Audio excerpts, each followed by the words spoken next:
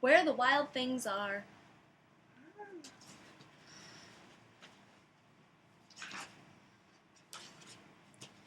The night Max wore his wolf suit and made mischief of one kind.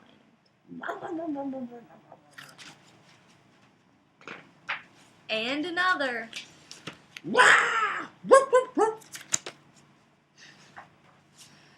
His mother called him Wild Thing. And Max said, "I'll eat you up." So he was sent to bed without eating anything.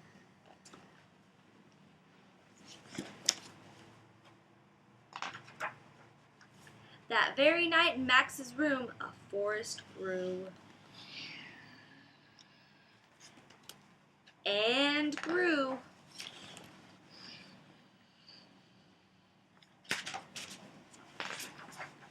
And grew until the ceiling hung with vines and the walls became the world around.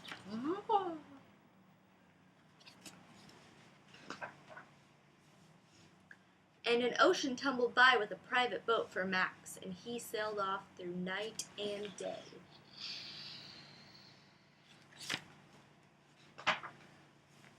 And in and out of weeks, and almost over a year, to where the wild things are.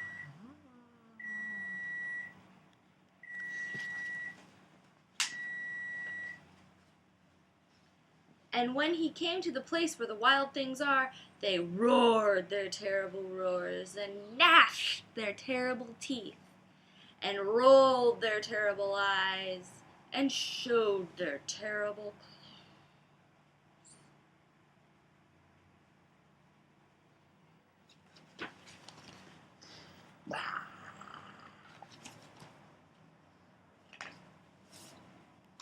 And Max said, "Be still!"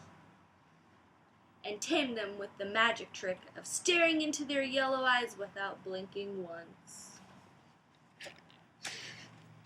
And they called Max the most wild thing of all,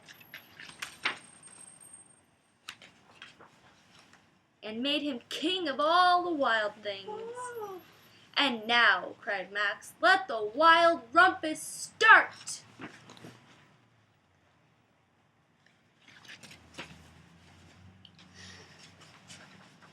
And they danced, and climbed trees,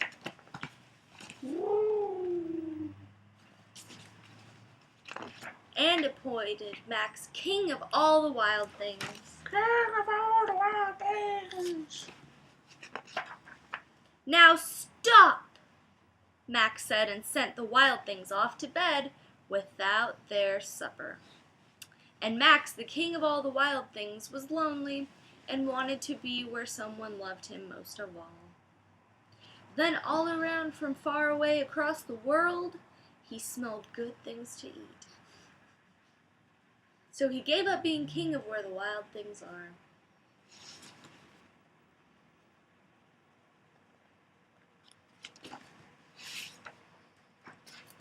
But the wild things cried, "Oh, please don't go. We'll eat you up, we love you so." And Max said, "No." The wild things roared their terrible roars, and gnashed their terrible teeth, and rolled their terrible eyes, and showed their terrible claws. But Max stepped into his private boat and waved goodbye.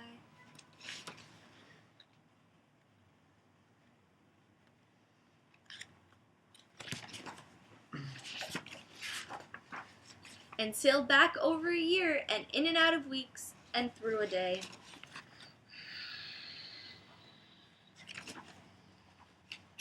Where he found his supper waiting for him.